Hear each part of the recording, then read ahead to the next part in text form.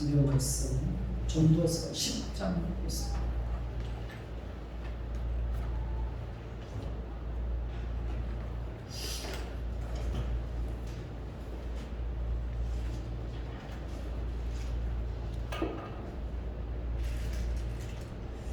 전도서 10장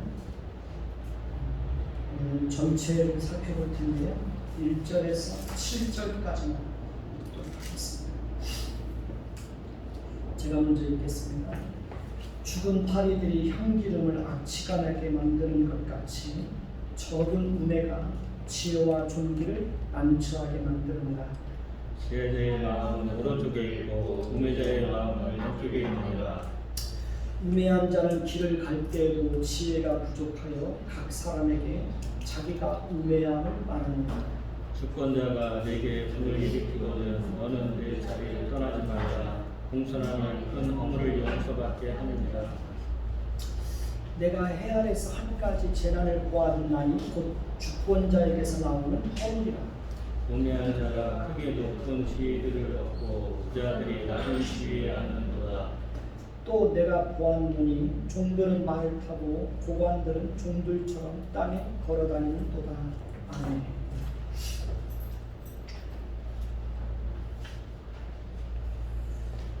서로 얼굴을 보면서 눈인사 한번 해보십시다. 안녕하세요.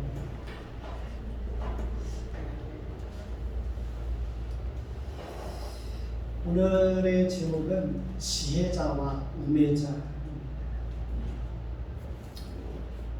식당에 가서 밥을 먹으려고 하는데 국물에 죽은 파리 몇 마리가 빠져 있다고 생각해 봅시다.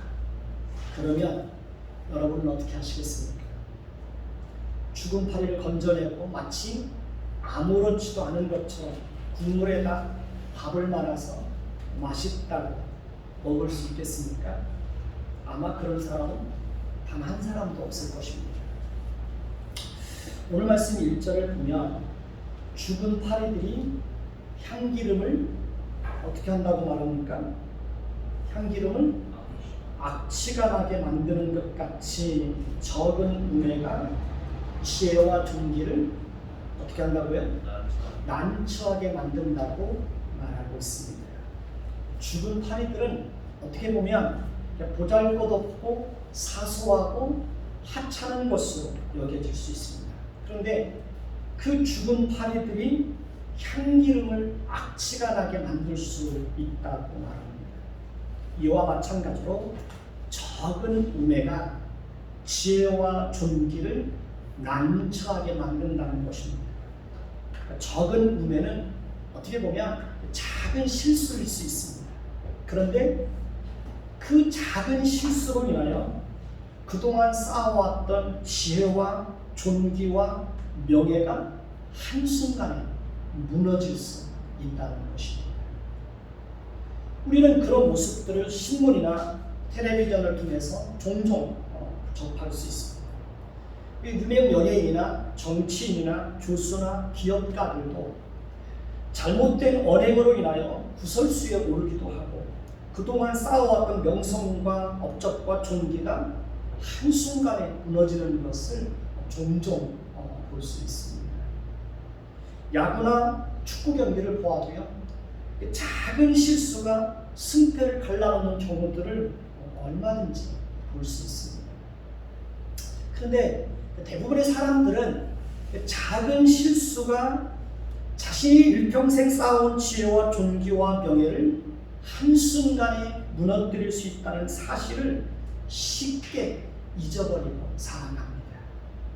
어리석은 사람들은 그것이 자신에게 어떤 결과를 가져오게 될 것인지에 대해서 깊이 생각하지 않고 작은 실수를 쉽게 용납하는 것입니다. 그러나 정말 지혜로운 사람은 자신이 평생 쌓아온 지혜와 존귀와 명예를 끝까지 잘 지켜냅니다. 2절을 볼까요? 2절을 보면 지혜자의 마음은 어디에 있습니까? 오른편에 있고 우매자의 마음은 왼쪽에 있느니라 라고 말하죠. 이 말씀은 지혜자의 마음은 옳은 것으로 향하지만 우매자의 마음은 그릇된 것으로 향한다는 것입니다. 그러니까 지혜자와 우매자는 그러니까 생각과 추구하는 방향과 가치관과 그 모든 것이 다르기 때문에 그 생각의 차이를 극복할 수 없다는 거예요.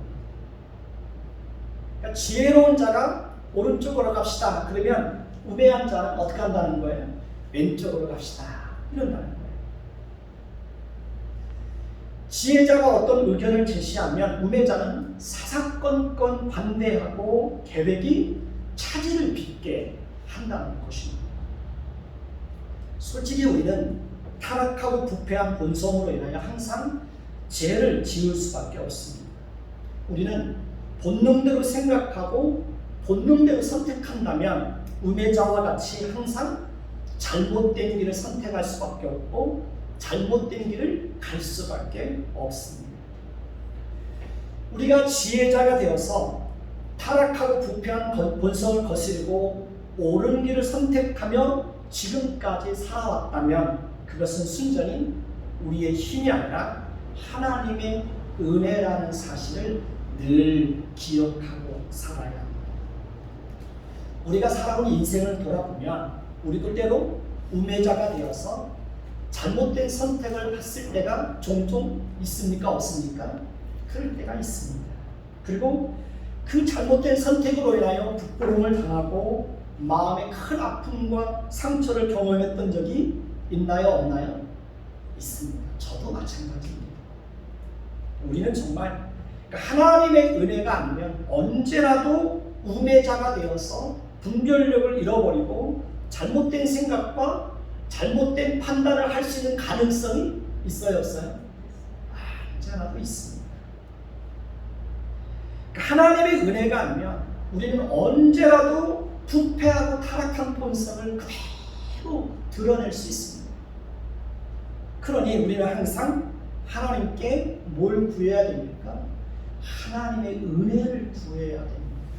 하나님의 은혜가 내 마음과 내 생각을 늘 주장하여 주시기를 위해서 기도해야 됩니다. 그러니까 하나님의 지혜를 구해야 됩니다. 그럴 때 우리는 항상 옳은 길을 선택할 수가 있게 되는 것입니다. 3절을 보면 우매한 자는 길을 갈 때에도 무엇이 부족하여? 지혜가 부족하여 각 사람에게 자기가 우매함을 말하느니라 라고 말합니다. 그러니까 우매한 자는 항상 잘못된 길을 선택할 뿐만 아니라 길을 갈 때에도 지혜가 부족하여 각 사람에게 자기가 우매하고 어리석은 자라는 것을 그대로 드러낸다는 것입니다. 그러니까 우매한 자들이 가지고 있는 공통적인 특징이 있습니다. 그것이 뭐냐면 그러니까 우매한 자는 자신이 항상 똑똑하다고 생각합니다. 우매한 자는 자신의 생각이 항상 옳다고 생각합니다. 우매한 자는 남의 말을 들으려고 하지 않습니다. 우매한 자들은 고집이 무척 강합니다. 우매한 자들은 말이 많습니다. 우매한 자는 자신의 감정을 잘 통제할 줄을 모릅니다. 우매한 자들은 자신의 말과 행동으로 자신이 우매한 자라는 것을 그대로 드러냅니다. 국회의원이나 장관이나 권력자들도 그들의 말과 행동을 통해서 자신들이 정말 어리석고 미련한 사람이라는 것을 그대로 드러내는 경우들을 종종 볼 수 있습니다. 우리도 하나님의 은혜가 아니면 길을 갈 때에도 지혜가 부족하여 각 사람에게 우리가 우매하고 어리석은 자라는 것을 드러낼 수 있습니다. 한 나라의 대통령이 되어서 나라를 다스리겠다고 나선 사람들 중에도 정말 어리석고 미련한 사람들이 있습니다. 그들은 자신들의 말과 행동을 통해서 자신들이 얼마나 어리석고 미련하고 자격이 없는 사람인지를 그대로 드러내는 것을 봅니다. 4절을 볼까요? 4절을 보면 주권자가 내게 무엇을 일으키거든 분을 일으키거든 너는 내 자리를 떠나지 말라. 공손함이 큰 허물을 용서받게 하느니라 라고 말합니다. 지혜자는 어떤 자일까요? 지혜자는 주권자가 분을 일으킬 때 그 자리를 떠나지 않고 무엇을 지키는 자입니까? 공손함을 지키는 자예요. 만약에 어떤 큰 잘못을 저질렀다고 해도 주권자 앞에서 공손함을 유지하면 큰 허물도 용서받을 수 있다고 말합니다. 그렇습니다. 그러니까 지혜로운 자는 자신이 이치를 분명히 아는 자입니다. 지혜자는 권세자 앞에서 자신이 어떻게 말하고 어떻게 처신해야 하는지를 분명하게 아는 자입니다. 그러나 미련한 자는 자신의 이치를 망각하고 경거망동하게 행동하다가 스스로 큰 화를 자초하기도 하는 것입니다. 5절을 볼까요? 5절을 보면 전도자는 해야 할 산 가지 뭘 보았다고 말합니까? 재난을 보았다고 말합니다. 그리고 그것은 곧 누구에게서 나오는 겁니까? 주권자에게서 나오는 허물이라고 말합니다. 지도자는 모든 것을 다 잘할 수 없습니다. 지도자는 자기 혼자서 독단적으로 나라를 다스릴 수 있는 것도 아닙니다. 그렇기 때문에 지도자는 각 분야에서 뛰어난 인재와 전문가들을 발탁해서 그들을 적재적소에 배치하여 그들로 하여금 자신의 자리에서 자신의 능력을 충분히 발휘할 수 있도록 그렇게 해야 됩니다. 그러니까 상부초려를 해서라도 정치적 이념과 생각이 다르고 자기를 지지하지 않는 사람이라고 할지라도 유능한 인재를 발굴해서 그들로 하여금 나라와 민족을 위해서 헌신하고 봉사할 수 있도록 그렇게 해야 됩니다.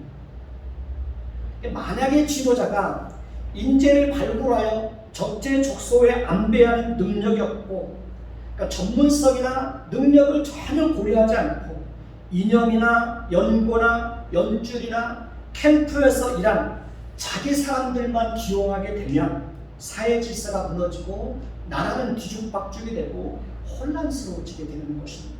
그것은 국가적으로 보면 큰 재난입니다.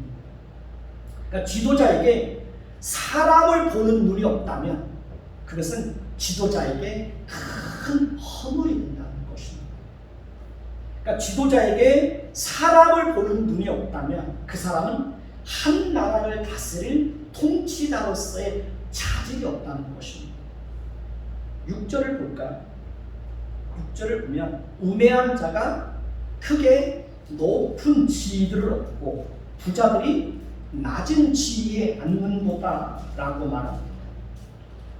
주권자에게서 나오는 허물이 무엇일까요? 그것은 바로 능력도 전문성도 인격도 기본적인 자질도 없는데 그런 우매하고 어리석은 사람들을 단지 자기를 지지하고 자기 편이고 자기를 위해서 악역도 마다하지 않고 충성할 사람이라고 여겨서 크고 높은 지위에 앉히는 것입니다. 그런 사람을 법무부 장관이나 국토부 장관이나 법무부 차관에 앉히고 대법원장에 앉혀놓는 것입니다. 그것은 정말 국가적으로 큰 재난이 되는 것입니다.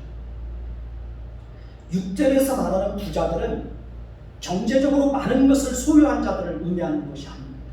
여기서 말하는 부자들은 능력과 전문성과 경험과 인격과 자질이 뛰어난 사람들을 의미합니다.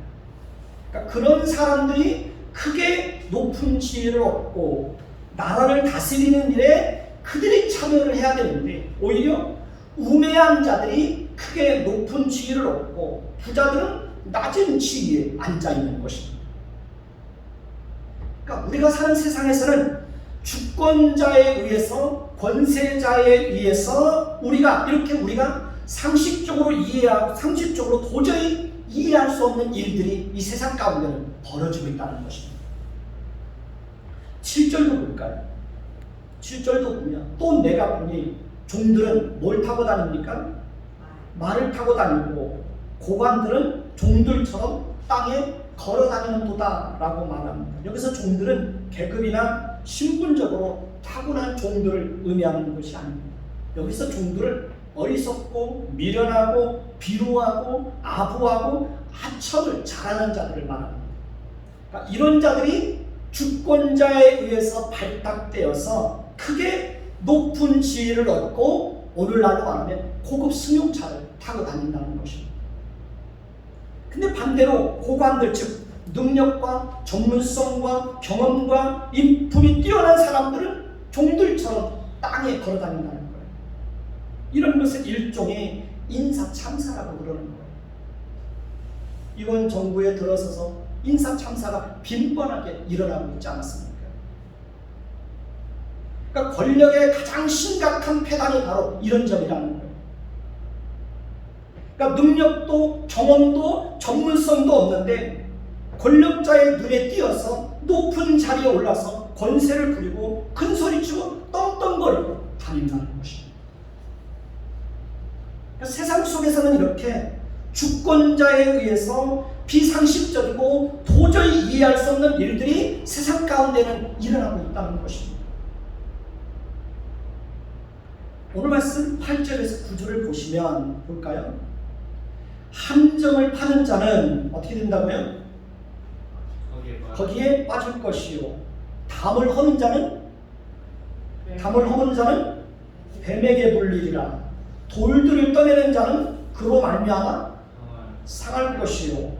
나무들을 쪼개는 자는 그로 말미암아 위험을 당하리라 라고 말합니다. 이 말씀에서 함정을 파는 자, 담을 허는 자, 돌들을 떠내는 자, 나무들을 쪼개는 자는 모두 남을 해하려 하는 자들을 말합니다. 이렇게 남을 해하려 하는 자들을 오히려 자신들이 해를 당하게 된다는 것입니다. 우리가 사는 세상에서는 악인들이 평안하고 형통하고 번성하고 장수하는 일들도 있지만 악인들이 반드시 심판을 받는 일들도 있다고 분명하게 말하고 있습니다. 인과응보의 원칙이 지켜지지 않을 때도 있지만 인과응보의 원칙이 지켜지는 일들도 얼마든지 존재하고 있다고 말하고 있습니다. 세상이 질서가 무너지고 뒤죽박죽인 것 같아도 그 속에서도 하나님께서 악인에 대해서 보응하고 심판하는 일들은 언제나 변함없이 이루어지고 있다고 말하고 있습니다. 그러니까 세상에서는 우리가 예측할 수 없는 일들도 많이 있지만 그럼에도 불구하고 예측이 가능한 일들도 많다는 것입니다. 10절을 볼까요? 10절을 보면 철 연장이 무뎌졌는데도 뭘 갈지 아니하면 나를 갈지 아니하면 힘이 더 드느니라. 오직 지혜는 성공하기에 유익하니라고 말합니다. 그러니까 철 연장이 무뎌졌는데도 나를 갈지 아니하면 어떻게 될까요? 당연히 힘이 더 드는 것은 사실입니다. 그래서 정말 지혜로운 사람은 톱이나 낫이나 철 연장이 무뎌졌을 때 미리 그 날을 어떻게 해요? 잘 갈아놓습니다. 그것이 지혜입니다. 그러니까 무뎌진 철 연장의 날을 미리미리 갈아놓는 것, 그것이 지혜라는 거예요. 그것이 11절을 볼까요? 11절을 보면 주술을 베풀기 전에 뱀에게 물렸으면 술객은 소용이 없느니라 라고 말합니다. 그러니까 주술을 베풀기 전에 뱀에게 덜컥 물리면 뱀을 부리는 재주와 지식이 술객에게 무슨 소용이 있겠느냐는 거죠. 그러니까 우리가 살다 보면 우리 인생 가운데 전혀 예기치 않은 일들이 발생할 수 있다는 것입니다. 자연재해나 교통사고나 각종 사고나 위험이나 질병이나 지금처럼 코로나 팬데믹 상황에서는 아무런 조치도 없이 아무런 준비도 없이 속수무책으로 예기치 않을 때에 어떤 어려움을 얼마든지 당할 수 있다는 겁니다. 그런 때는 인간의 지혜와 지식과 경험과 재주와 힘과 노력도 아무 소용이 없습니다.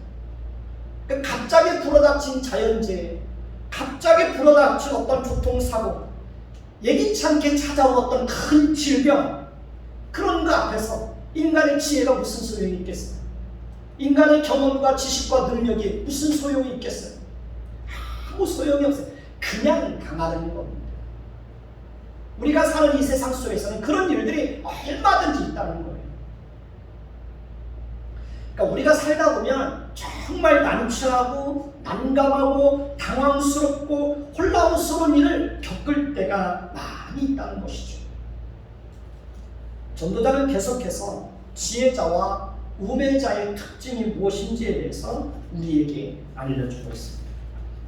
전도자는 지혜자와 우매자는 어떤 일을 선택하는 데 있어서도 분명한 차이가 있지만 말을 할 때에도 큰 차이가 있다고 말합니다. 12절을 볼까요? 12절을 보면 전도자는 지혜자의 입의 말은 어떻게 해요? 은혜로우나 우매자의 입술들은 자기를 삼키느니라 라고 말합니다. 지혜자의 입의 말은 들으면 어떤 거예요? 은혜가 된다는 거예요. 지혜자의 입의 말을 들으면 정말 은혜가 돼요.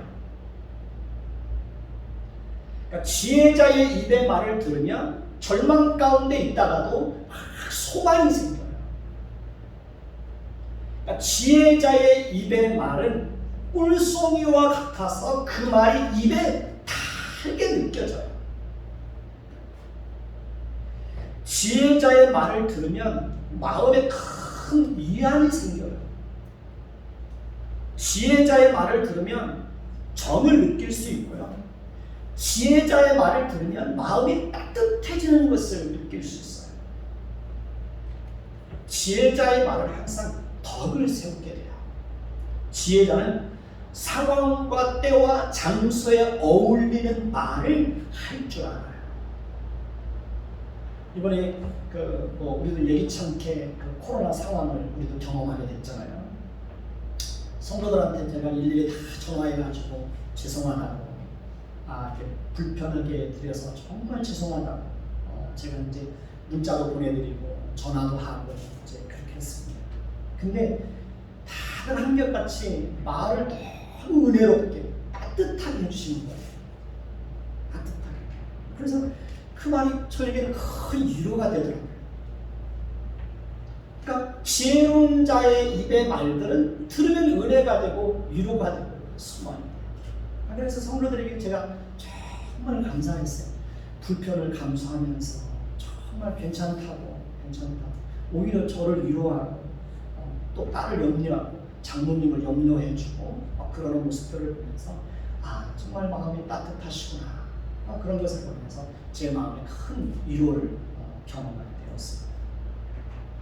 지혜자의 입의 말은 그렇다는 거예요. 지혜자의 말.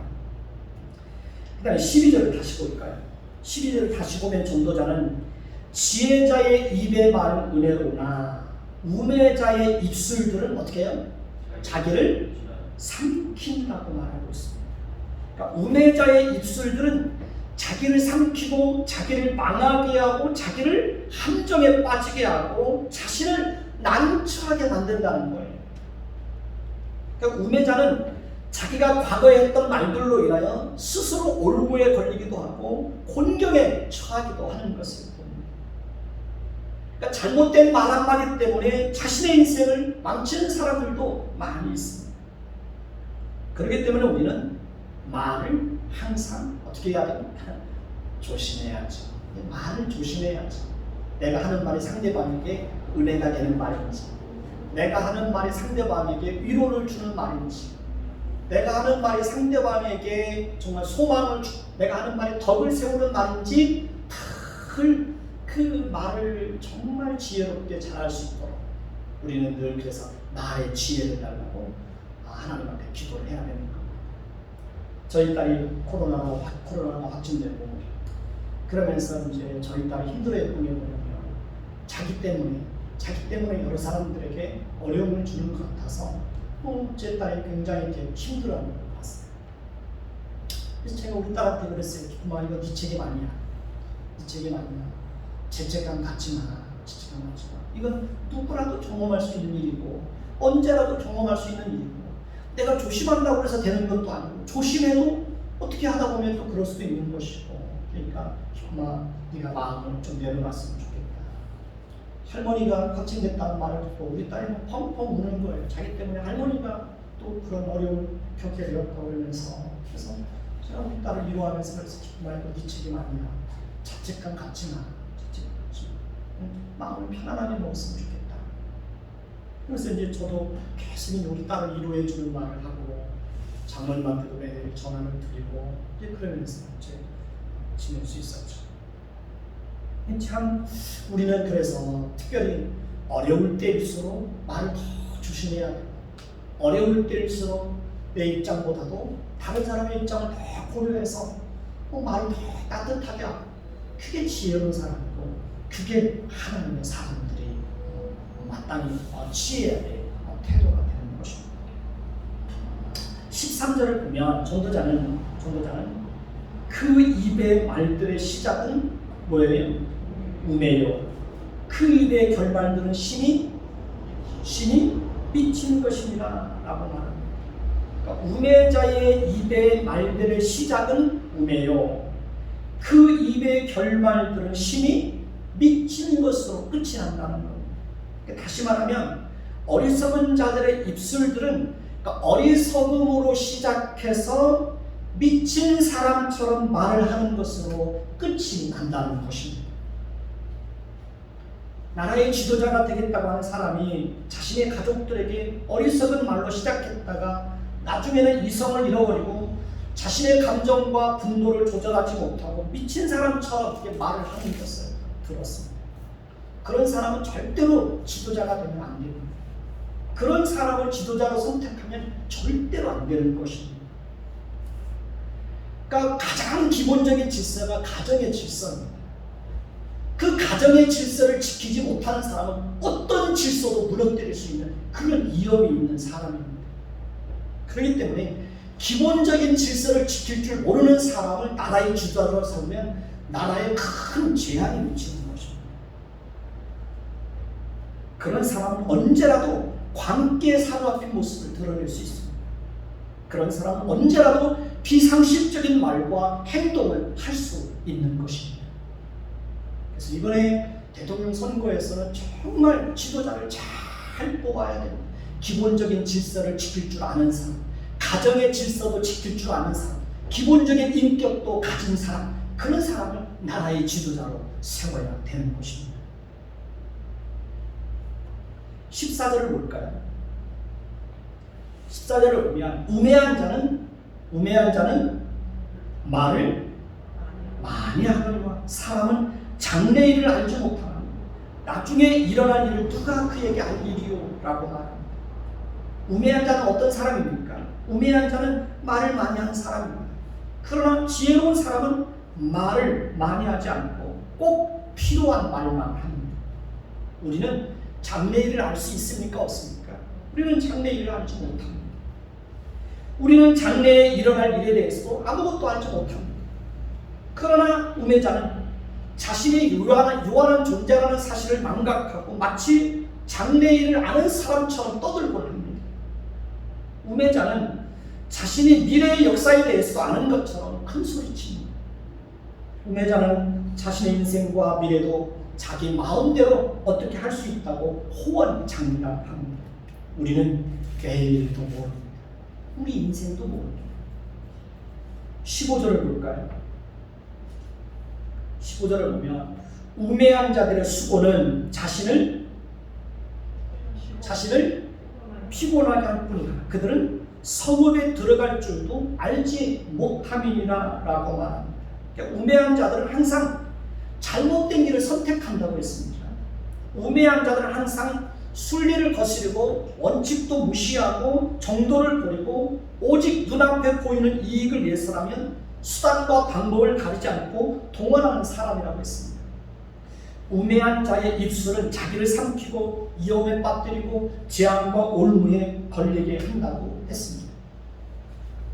우매한 자들은 말을 많이 하는 사람이라고 했습니다. 그리고 우매한 자들의 수고는 자신을 피곤하게 할 뿐이라고 말합니다.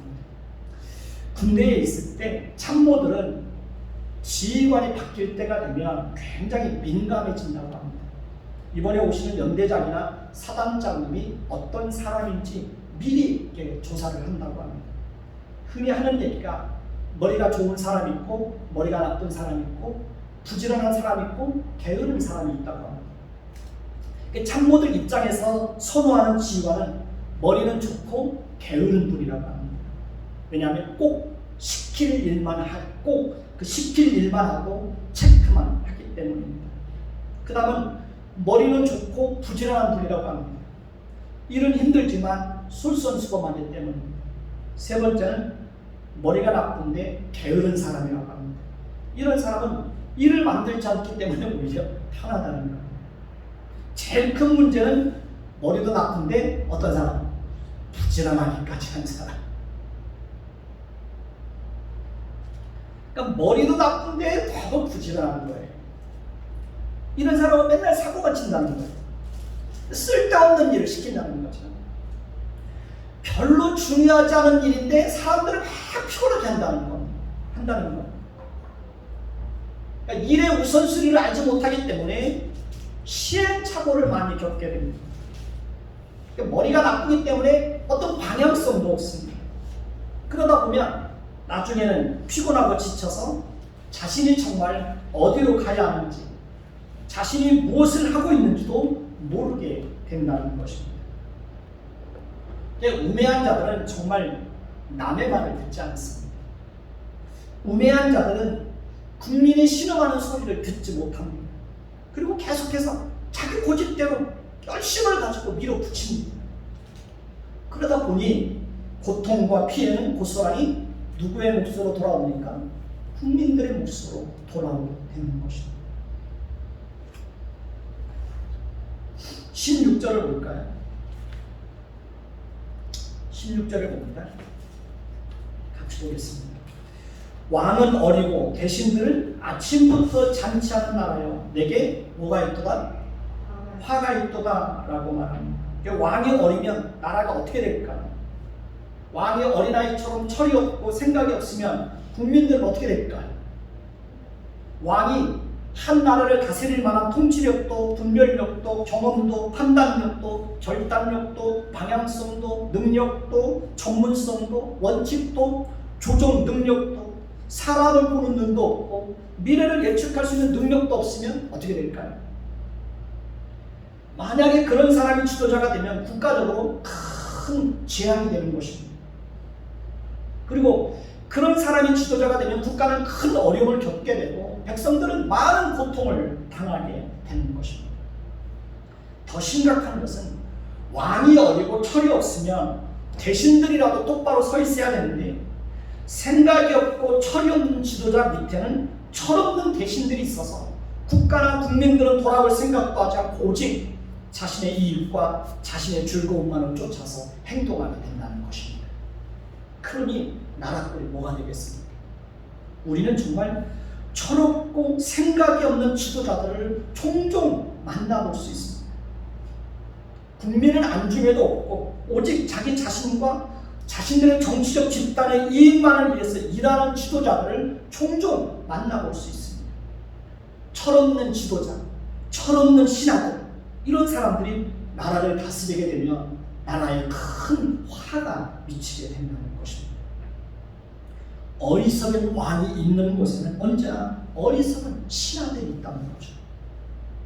어리석은 왕이 어리석은 신하들을 높은 지위에 올려놓기 때문에 그러는 것입니다. 어리석은 신하들은 어리석은 왕에게 아첨하고 듣기 좋은 말만 합니다. 어리석은 신하들은 본분을 망각하고 자기들이 특권을 누리는 것을 당연한 것으로 생각합니다. 이것이 바로 나라가 망하는 길이라는 것입니다. 왕은 신하들이 하는 직언을 들을 줄 알고 신하들은 왕에게 언제라도 직언을 할 줄 알아야 합니다.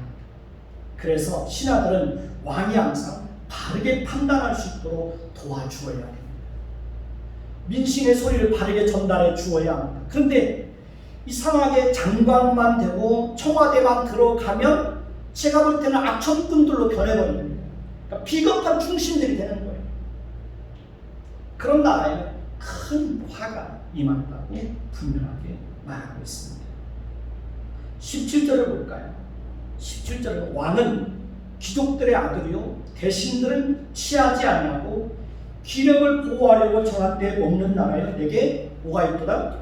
복이 있도다 라고 말합니다. 왕은 귀족들의 아들이라고 하는 것은 오랫동안 잘 준비된 지도자를 의미합니다. 한 나라를 다스릴 통치자로 충분한 능력과 역량과 식견과 인격과 균형과 경험을 잘 갖추고 있는 사람을 의미합니다. 이런 사람이 나라의 지도자가 돼야 되는 것입니다. 그래서 지도자는 절대로 이념에 치우치면 안 되는 거예요. 지도자는 이념의 정치를 하면 안 되는 거예요. 이번 정부에서 가장 잘못한 게 뭐냐면 이념의 정치. 이념의 정치를 한 거예요. 그러다 보니까 국민들을 계속 편가르기만 하는 거예요. 지도자는 이념의 정치를 떠나서 정말 균형 있게 나라를 잘 다스려야 되는 거예요. 그러니까 지도자는 어느 한쪽 편만을 들고 나라를 다스리면 절대 안 되는 거예요. 그러니까 지도자가 이념에 치우쳐서 이념의 정치를 하면서 균형을 잃어버리면 나라가 한쪽으로 기울어지게 됩니다. 잘 준비된 지도자를 만나는 것은 국가적으로 큰 복입니다. 잘 준비된 지도자가 있고 또 신하들은 취하지 않고 매사에 절제가 있고 자신들에게 주어진 직무를 지치지 않고 성실하고 책임감 있게 감당하고 또 기력을 보충하기 위해서 정한 때에 먹는 나라는 복이 있다라고 말하고 있습니다. 하나님께서 대한민국을 불쌍히 여겨주셔서 정말 국가와 국민을 위해서 헌신하고 봉사할 수 있는 그런 지도자를 세워주시기를 위해서 우리는 정말 기도해야 되는 것입니다. 정말 지도자를 잘 세워야 합니다. 지도자를 잘 세워야 나라의 질서가 바로 세워지고 국가의 미래와 희망이 있는 거예요. 지도자가 잘 세워져야 국민들이 편한 마음을 가지고 자기에게 주어진 일들을 감당할 수가 있게 되는 거예요. 지도자가 잘못 세워지면 고스란히 그 고통은 국민들의 고통으로 돌아오게 되는 거예요.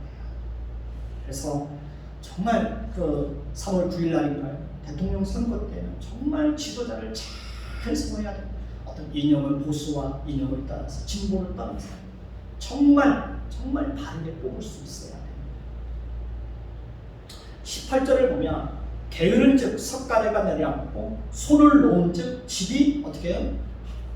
새느니라 라고 말합니다. 게으르고 손을 놓고 움직이고 일하기 싫어하면 어떻게 될까요? 그러면 집이 무너지는 것입니다. 게으르면 가난하게 삽니다. 게으르면 미래가 없습니다. 아무리 세상이 원칙이 무너지고 뒤죽박죽이고 예측할 수 없고 이해할 수 없는 일들이 많을지라도 우리는 각자의 자리에서 하루하루 자신에게 주어진 삶을 어떻게 해요? 성실하게 살아내야 되는 것입니다. 우리는 절대로 게으르게 살면 안 됩니다. 손을 놓고 있으면 안 돼요. 내일 전쟁이 일어나고 내일 죽는다고 해도 오늘 우리가 해야 할 일들은 어떻게 해요? 성실하게 감당해야 되는 것입니다.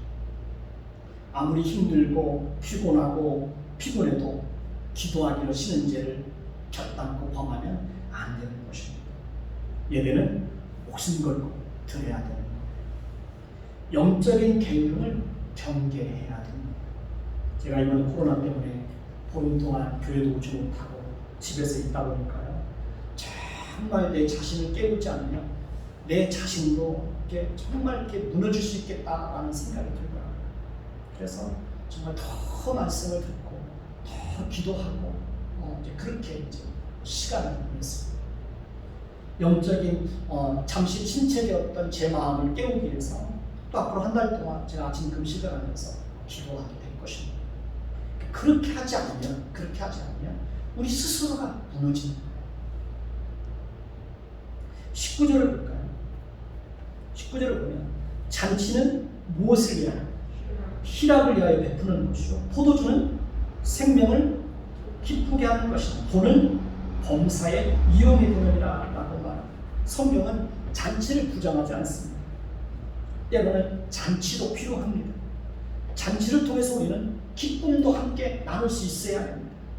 잔치를 통해서 우리는 함께 교제하는 법도 배워야 합니다. 잔치를 통해서 우리는 소외되고 어려운 이웃들에게도 함께 기쁨을 나눌 수 있어야 합니다. 잔치는 자신들만을 위한 것이 되면 안 됩니다. 잔치는 항상 어려운 이웃들과 함께하는 것이 되어야 합니다. 포도주는 생명을 기쁘게 하는 것이라고 말합니다. 돈은 범사에 이용이 된다고 말합니다. 돈을 바르게 사용하면 많은 일을 할 수 있고요. 많은 사람에게 도움을 줄 수 있습니다. 돈은 바르게만 사용하면 많은 사람들에게 기쁨을 줄 수 있습니다. 돈은 가난과 고통과 굶주림과 절망과 좌절 속에 있는 사람들에게 삶의 희망과 위로와 용기를 줄 수 있습니다. 우리는 당연히 그리스도 안에서 기쁨과 즐거움을 가지고 살아야 합니다. 우리는 당연히 하나님께서 우리에게 맡겨주신 물질을 바르게 사용하는 것을 통해서 많은 사람들에게 유익이 되고 도움이 되게 해야 합니다. 하나님께서 우리에게 맡겨주신 물질을 단지 우리 자신의 즐거움과 행복과 만족만을 위해서 사용하면 될까요? 안 될까요? 그러면 안 되는 것입니다. 돈을 소유하는 것으로 만족하면 안 됩니다. 물질에 소망을 두고 살면 안 됩니다. 물질은 수단이 되어야지 목적이 되면 안 되는 것입니다. 물질은 계속해서 더 낮은 것으로 어떻게 해요? 계속해서 흘려보내야 없음에도 가난함에도 하나님께서 주신 형편을 따라서 더 낮은 것으로 계속 흘려보내야 됩니다. 그러니까 나의 축복이 다른 사람에게 기쁨이 되게 해야 합니다. 우리가 사는 세상에서는 이해할 수 없는 일들이 너무 많이 일어나고 있습니다. 상식적으로 이해할 수 없는 일들도 너무 많습니다. 원칙에서 벗어나는 일들도 너무 많습니다. 예측할 수 없는 일들도 너무 많습니다. 황당하고 난처한 일도 많이 있습니다. 무질서하고 뒤죽박죽인 모습도 너무 많습니다. 그렇다고 해서 모든 세상사가 무원칙하고 무질서하고 제멋대로 진행된다고 오해하기 쉬우나 사실은 그렇지 않습니다. 모든 일에는 반드시 하나님이 정하신 때가 있습니다. 하나님께서 정하신 원칙과 질서가 있습니다. 하나님의 작정과 섭리가 있습니다. 그렇기 때문에 세상사가 어지럽고 무질서하고 뒤죽박죽인 것 같아도 하나님은 하나님의 때를 따라 하나님께서 정하신 원칙과 질서가 세워지도록 하나님은 끊임없이 간섭하십니다. 하나님께서 무너진 질서와 공정과 정의의 가치를 세워서 악인들에게 반드시 심판이 임하게 하실 때가 있습니다. 불법을 자행한 자들에게 하나님의 공의의 심판이 역사 속에서 이루어지게 할 때가 있습니다. 악인들이 범하는 죄가 역사 속에서 묻히고 숨겨지고 잊혀지는 것 같아도 하나님은 반드시 때가 되면 그들이 행했던 은밀한 죄들을 세상 속에서 밝히 드러내시고 하나님은 여전히 죄를 심판하시는 분이라는 사실을 분명하게 알게 하실 때가 있습니다. 따라서 우리는 하나님께서 세우신 원칙과 질서를 따라서 살아야 합니다. 부패하고 타락한 본성을 가지고 있는 인간은 끊임없이 하나님이 세우신 질서와 원칙을 짓밟고 무너뜨리려고 하지만 그럼에도 불구하고 우리는 하나님 나라의 질서를 따라서 살아야 하고 법과 원칙을 지키면서 살아야 합니다. 우리가 그렇게 살아야 우리가 사는 세상이 무질서와 혼돈으로 가는 것을 조금이라도 어떻게 막아낼 수가 있는 것입니다. 그리스도인들이 그 역할을 해야 되는 거예요. 세상에 온통 무질서하고 원칙을 저버려도 그리스도인들만이라도 그 원칙을 지키고 질서를 지켜나갈 때 이 나라가 우리가 사는 공동체가 그래도 무질서와 무원칙과 뒤죽박죽인 그런 세상으로 나가는 것으로부터 그리스도인들이 바르게 살 때 그것을 막아낼 수 있는 것입니다. 20절을 볼까요? 20절을 보면 신중에라도 왕을 저주하지 말며 진실에서라도 부자를 저주하지 말라. 공중의 새가 그 소리를 전하며 날짐승이 그 일을 전파할 것이니라고 말합니다. 그러니까 마음속으로 혼자 하는 말이라고 해서 다른 사람이 모를 거라고 생각하지 말라는 것입니다. 은밀한 침실에서 단둘이 사는 말이라고 해서 비밀이 보장될 것이라고 생각하지 말라는 겁니다. 공중의 새가 비밀을 알고 날짐승이 그 소문을 퍼뜨릴 수 있는 가능성이 있다는 것을 기억하라는 겁니다. 무슨 말입니까? 세상에서는 항상 뜻밖의 일들이, 상상하지 못했던 일들이 얼마든지 일어날 수 있다는 것입니다. 그 사실을 기억하라는 거예요.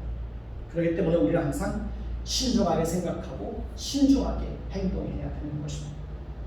자신이 은밀하게 범했던 죄가 감추어지고 잊혀질 것이라고 생각하면 안 됩니다. 때가 되면 다 드러날 때가 있습니다. 인사청문회 때 한번 보십시오. 인사청문회 때도 보면 공직자 후보들이 범했던 과거의 실수나 경솔하게 했던 말이나 은밀하게 범했던 죄, 그런 죄가 낱낱이 드러나는 것을 보지 않습니까? 그렇기 때문에 우리는 모든 일에 있어서 하나님 면전 앞에서 산다는 의식을 가지고 거짓이나 숨김이 없이 항상 부끄럽지 않게 우리 인생을 살아야 되는 것입니다. 세상 앞에서 드러나지 않는다고 해서 나중에 세상 앞에 드러나지 않는다고 해도 나중에는 하나님 앞에서 벌거벗은 자처럼 모든 것이 밝게 드러나게 된다는 사실을 항상 기억하고 우리는 이 땅에서 우매자가 아니라 지혜로운 자가 되어서 하나님 앞에서 우리 인생을 바르고 정직하게 끝까지 우리 인생을 살아내야 되는 것입니다. 저는 저와 여러분 모두가 정말 매 순간마다 우매한 자가 아니라 지혜로운 자가 되기를 예수님의 이름으로 축원해 드리겠습니다. 기도하겠습니다. 하나님, 오늘 지혜자와 우매자가 어떻게 다른지에 대해서 말씀을 통해서 살폈습니다. 하나님, 우리는 매사에 지혜로운 자가 되어서 올바른 방향을 추구할 수 있도록 도와주시고 옳은 것을 선택할 수 있도록 하나님 도와주세요. 지혜자가 되어서 우리의 입술의 말이 다른 사람들에게 은혜를 끼칠 수 있는 그런 말을 할 수 있도록 하나님 도와주옵소서. 우매자가 되어서 길을 걸을 때에도 지혜가 부족하여 자신의 우매함을 드러내는 그런 어리석은 자로 우리의 인생을 살지 않도록 하나님 도와주옵소서. 우리는 부패한 본성으로 인해서 하나님의 은혜가 아니며 매 순간 어리석고 우매한 선택을 하며 그렇게 살아갈 수밖에 없음을 주님 앞에 고백하오니 주여 우리를 불쌍히 여겨주셔서 항상 지혜로운 자가 되어서 하나님이 기뻐하는 선택을 하며 우리의 인생을 살아가도록 복을 허락하여 주옵소서. 예수 그리스도의 이름으로 감사하며 기도드립니다. 아멘.